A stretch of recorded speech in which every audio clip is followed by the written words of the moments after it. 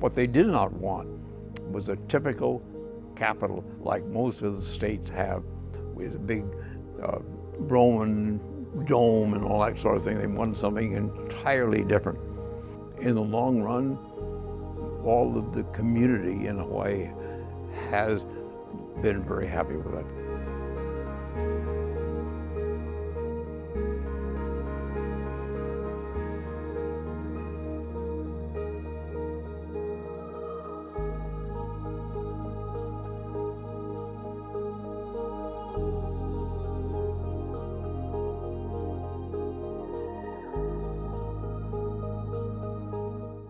At the time that the capital was being considered, I was asked to be the representative of the Senate side, at least, to be on that committee to talk to them about the needs of the legislature so that when that building was designed and built, it would fit the requirements of the legislature.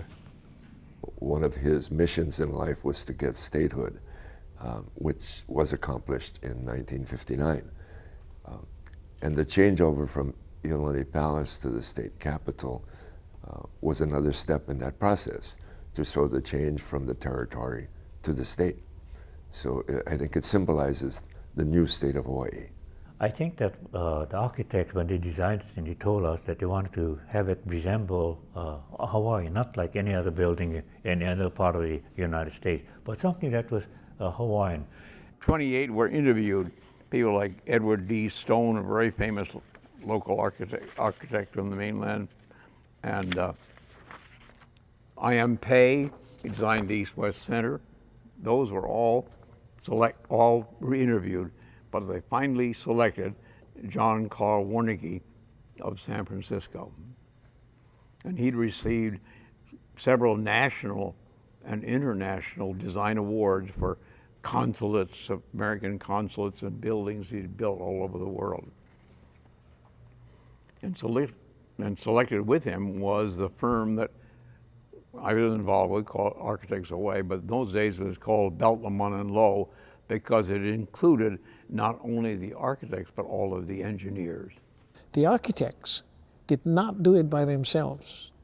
There was a committee of people from the community at large, from different sections of the community, that sat down with the architects. And while they were discussing the makeup of this beautiful building, they would ask the people from the community how they could be involved in bringing culture into the building. So that's the reason why this building is so symbolic, and it represents the people in the state of Hawaii. He wanted something to show that we were truly an important state in the United States. You know, he wanted Hawaii to be a major player and participant in the affairs of the United States, and being the only state out here in the Pacific, especially, and being unique because we have an indigenous population here.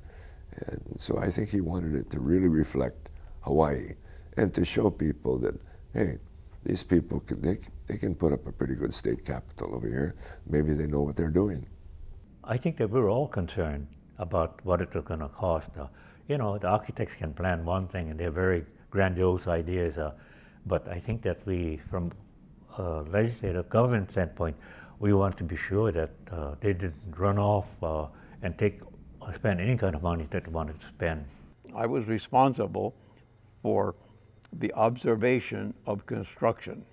See, the architect is responsible to the client, this would be the state, to be sure that what is constructed is in accordance with the drawings and specs, that the contractor doesn't cheat in any way. And by the way, they often try to, believe it or not. And so that was one of my tasks. And I used to see it, you know, I lived at Washington Place for a while, and I used to see it walking around, and you think, my gosh, what's this thing going to look like? I mean, even though you know what the final result's supposed to be, you say, you really think they can get this done? Yeah, this building represents all of Hawaii.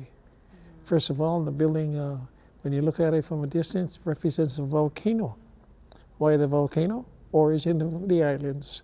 From the depths of the Pacific Ocean, uprose the islands by means of volcanoes where we are today. It's surrounded by water, well, nearly surrounded by water, which represents the ocean. Thereby, the Capitol building represents an island. As you walk into the building, there are 8 pillars to greet you, 8 islands. Yeah, there's so much significance here. Take the outside of the chambers. It's built like in a cone shape. Most active part of the volcano is the cinder cone. The brick out there is made from cinder, and it is in a cone shape. So when you see it from a distance, it looks like a cinder cone, or it's supposed to represent the cinder cone. And once you come into the gallery and you look down into the chambers, like looking down into the crater. My first feeling about the Capitol was when I walked into the Senate chambers, and I thought, wow, spacious compared to the limited amount of space they had at the Olelo Palace. And you look down and you can see the splendor and grandeur of the place. The tapestry here is made up of earth tones. Red like the fire from the lava, red hot as it's coming down the volcano. And then the dark is the lava fields that have hardened. There's an outline that looks like a pineapple. When you go into the Senate chambers, it's blue and greens. Blue and greens of the ocean and the sky. So you see how the blend of relevance to our state again. Then that chandelier is made up of copper and brass with a tint of gold to represent the beautiful sun. In the Senate chambers, it's made up of 620 chambered nautilus shells. They were polished to become a kind of silver white that represents the moon. So we got the sun on one side and the moon on the other. And when you light it up, it's like full moon. The governor was the one who who had indicated he wanted the Dachisaros to do that flooring there, that artwork, yes. He called Aquarius. What he meant by Aquarius was that when you look down from the sky on the water, you see different colors depending on what the bottom is like. It's made of about 1 million small glass tiles about that square. The floor of the governor and the lieutenant governor, they raised it from 10 feet to 15 feet. It caused quite a ruckus, but I think looking back, he did the right thing. One day we had a visitor, and I think it was Governor Burns who showed the visitor the plans of the building.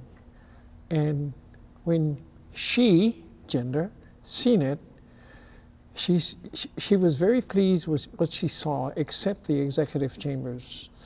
And she said this, she suggested this. Being that this was your most important room in the building, it needed a little bit more statue. Mm-hmm. Now, if I'm not mistaken, the floor to ceiling are 8-foot ceilings, meaning floor to ceiling height, 8 foot. But when it comes to the executive chambers, as you walk into the governor's office, it goes up another nearly 4 feet. And that showed importance, statue. The significance behind that story was, who was that woman? Does anyone know? Jacqueline. Who's Jacqueline? Oh, Kennedy. Yeah. I think he could finally exhale and say, you know, I've seen it through all the way to the end, and here it is. Now we can really get cooking on being a great state. You know, we've got our facilities and we've got everything in place, so let's go get it done and keep marching on. So I think it was a very proud moment for him. The most important thing is to maintain the building, and that's one problem we have in Hawaii. Often the state doesn't appropriate money enough to maintain the buildings that are of great significance. And somehow the money to do the maintenance falls through the cracks. I don't see any evidence of that here at all. The significance of government power is the dome. Alongside of that is the significance of religious power, which is also a dome. Yeah. But you know, when it comes to the dome, I believe, although there may be significance in as much as the shape of a dome, it's powerful to be in the rotunda and to look up at the top of the dome and see the significance of wherever that dome is. Well, the significance of our dome is ours is the most beautiful dome in all. What makes it so beautiful? The sky. The sky, our dome is never the same, you know? When you go in the rotunda of any building that has a dome, that ceiling is always the same. When you look up at our dome and it opens up to the sky is never in your lifetime the same. The elements are always moving. I always look out, I see the Capitol, and then I see parts of my office that I can see up there. I think I'm grateful that those who followed, took this plan, accepted the idea that there should be a capital district and not build up and cover every open space. I think that's what's unusual about our Capitol building. The palace there, and the Capitol building, and the openness.